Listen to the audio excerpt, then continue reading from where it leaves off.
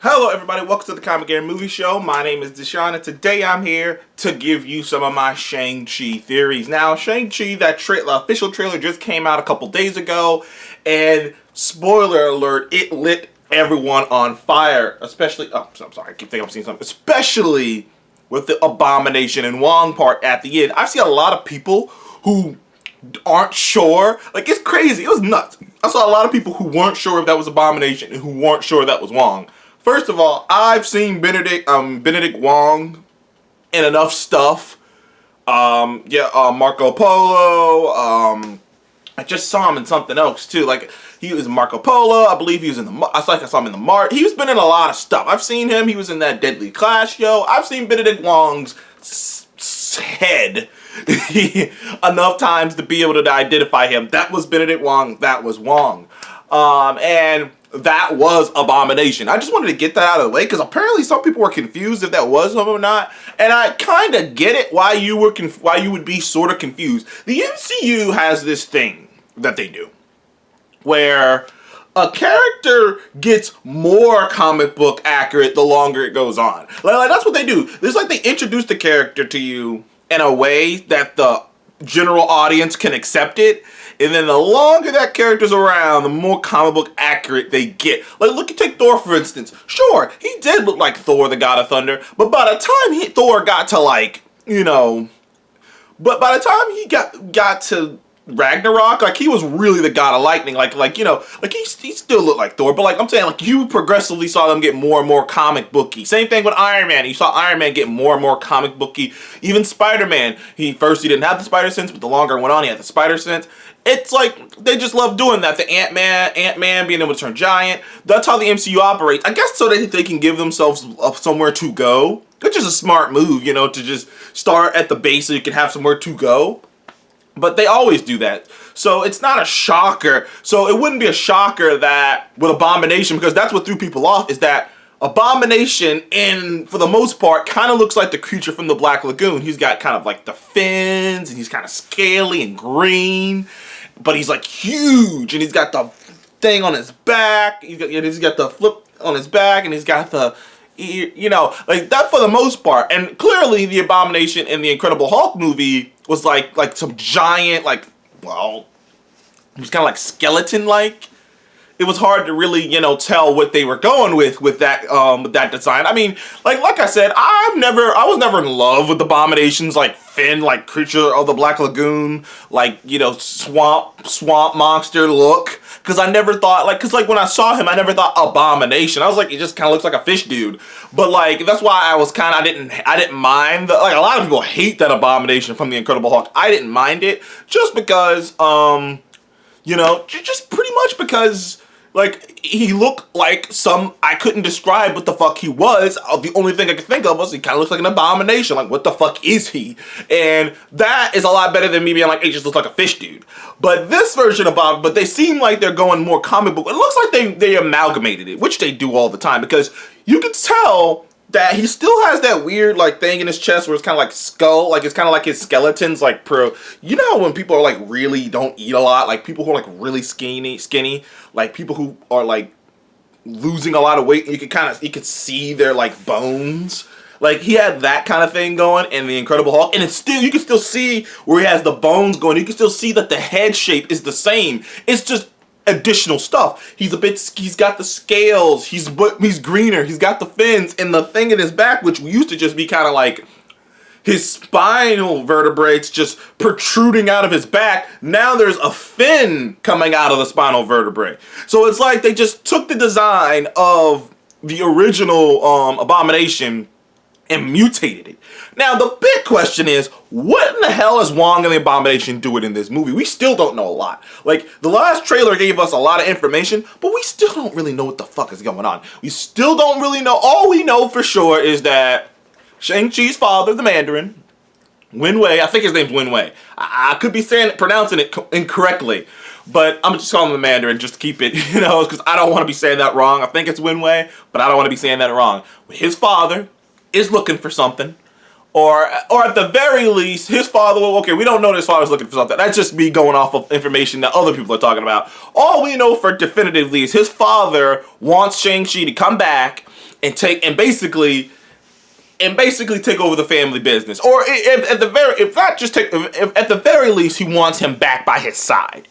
Like I said, it's very Ra's al. The vibe I'm getting off of those two is the difference is it's very Ra's al Ghul and Batman, where it's seemingly he's like, your destiny is to take over my spot, to be here and continue my work, and you're being selfish, running away, pretending to be a normal person. No, this is what you're supposed to be doing. And there's clearly going to be something about legacy, something about there's weird shit going on with where it seems like his mom's people could control the fucking elements, like airbenders or some shit. I don't know what's going on with that, but overall, though, I am digging the rings. How are you guys feeling about the actual rings? Because I know a lot of comic book purists are, like, upset that they're not, like, rings. But, like, the way that they're doing it... Now, I have heard from people that in some cultures, they do wear rings on their... martial artists did have ring-based...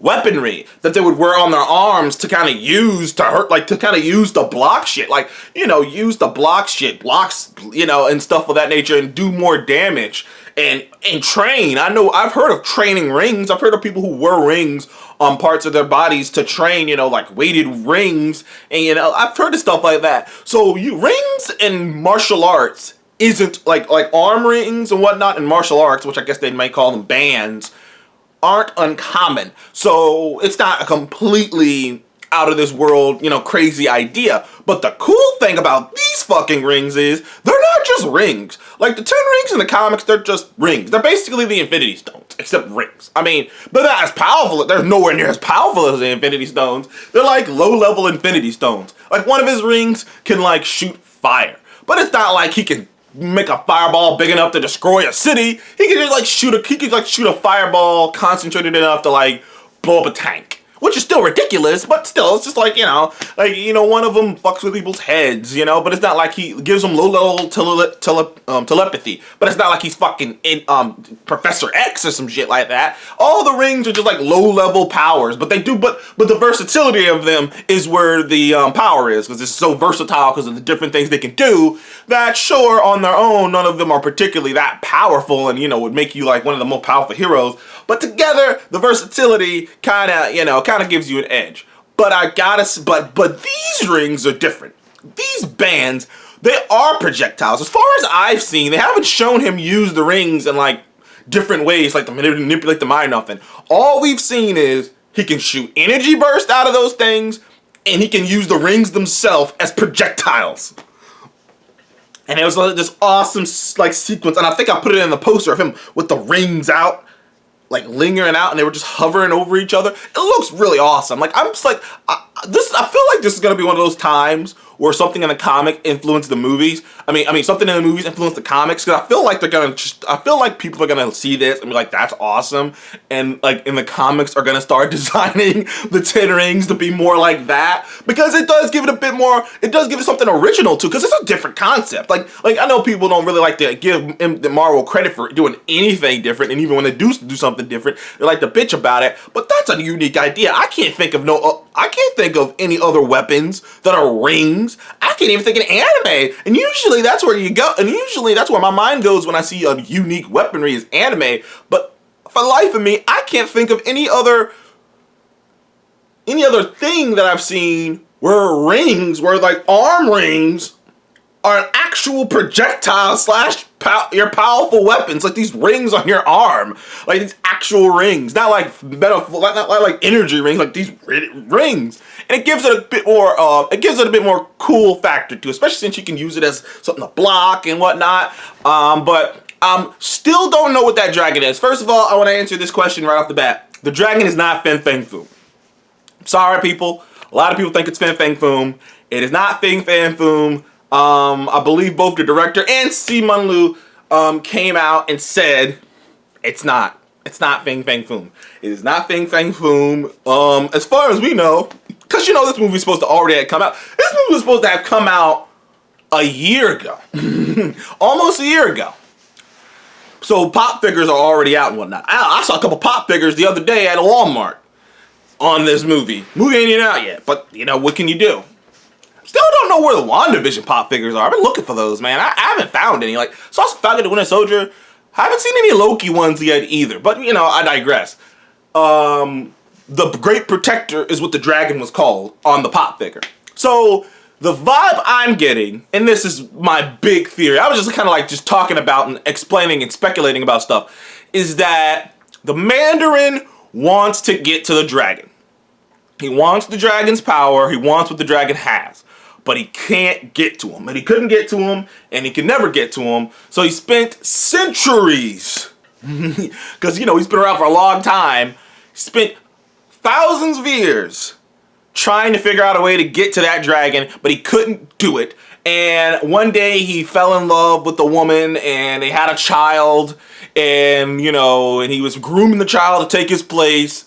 And something between that 10 years when Shang Chi ran away from home and lived and tried to live a normal life, somewhere before that, somewhere in that 10-year gap, the Mandarin discovered the only way he can get to said dragon, get the power said dragon has, is if he uses his son, because his son has his mother's, or whatever abilities his mother's has inside of him, which means he has access to the dragon, which is why he wants his son back. Not because he loves his son or he wants to protect his son or nothing like that. Because there's a power that only his son can get. Hey, and it worked out for him. Now there is a part of me that thinks, like, so did he fall in love with the wife and have a child just so that the child could one day go where he can't go? I'm curious about that, but I don't know. That's just a theory I'm throwing out there because, like, I just got this feeling, the vibe I get is like there's something more to it. Like, there's something more to what he wants. There's something more than just his son to take his place. Like, I'm curious to how they're gonna go about that. I think they're gonna end up making him a very interesting villain. This version of the Mandarin. He's already a smooth talk. He already seems like a very calm, cool. He seems like a calm, cool. I already love the way they're playing him. Like, you have not seen him raise his voice in the entire movie, entire trailers. He's just, son, I told them that they couldn't kill you. I'm glad I was right. It's like, what? It's like, I told everyone, I told everyone you can make those shots. I told everyone you can make those shots in the basketball game.